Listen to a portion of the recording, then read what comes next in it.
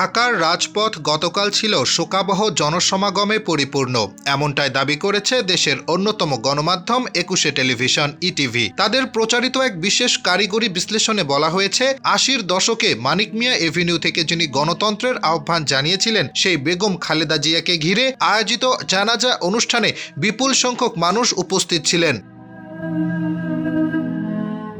২১শে টেলিভিশনের তথ্যমতে সংসদ ভবনের দক্ষিণ প্লাজা থেকে শুরু করে মানিক মিয়া এভিনিউ, ধানমন্ডি, ফার্মগেট ও কারওয়ান বাজার পর্যন্ত বিস্তৃত এলাকায় তৈরি হয়েছিল এক বিশাল জনসমুদ্র।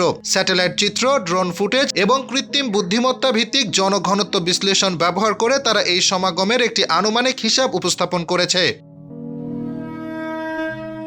ইটিভি এর বিশ্লেষণে জানাজার উপস্থিতিকে প্রধানত দুই ভাগে ভাগ করা হয়। প্রথম ভাগে রয়েছে সংসদ ভবনের দক্ষিণ প্লাজা, মানিক মিয়া এভিনিউ এবং ফার্মগেট থেকে আসাদ গেট পর্যন্ত প্রায় ৩ লাখ বর্গমিটার এলাকা, যাকে প্রধান জামায়াত এলাকা হিসেবে চিহ্নিত করা হয়েছে। আন্তর্জাতিক মানদণ্ড অনুযায়ী উচ্চ ঘনত্বের ভিড় বিবেচনায় এই অংশে আনুমানিক ১৫ লাখ মানুষের উপস্থিতি ছিল বলে দাবি করা হয়। দ্বিতীয় ভাগে রয়েছে বিজয় সরণি, খামারবাড়ি, কারওয়ান বাজার, পান্থপথ, শেরেবাংলা নগর ও মোহাম্মদপুরমুখী সড়কগুলো, যেখানে স্থান সংকুলন না হওয়ায় মানুষের চলমান সমাগম অব্যাহত ছিল। প্রায় ৫,৩৩,০০০ বর্গমিটার এলাকায় বিস্তৃত এই অংশে আরও আনুমানিক ১৫ লাখ মানুষ অবস্থান করছিলেন বলে বিশ্লেষণে উল্লেখ করা হয়।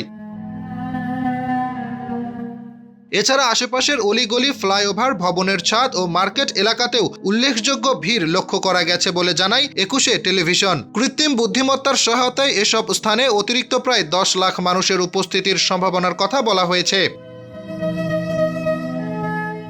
সব মিলিয়ে প্রাথমিক মডেলে প্রায় ৪০ লাখ মানুষের হিসাব পাওয়া গেলেও দূরবর্তী সংযোগ সড়ক ও ছড়িয়ে থাকা জনসমাগম যুক্ত করলে বেগম জিয়াকে ঘিরে আয়োজিত এই জানাজায় অন্তত ৫০ লাখেরও বেশি মানুষ উপস্থিত থাকতে পারেন, এমন ধারণা প্রকাশ করেছে ২১শে টেলিভিশন। যদিও এত বিশাল জনসমাগমকে নির্দিষ্ট সংখ্যায় সীমাবদ্ধ করা কঠিন, তবু এই কারিগরি বিশ্লেষণ এটিকে দেশের ইতিহাসের অন্যতম স্মরণীয় ও বৃহৎ বিদায় অনুষ্ঠানগুলোর একটি হিসেবে তুলে ধরছে।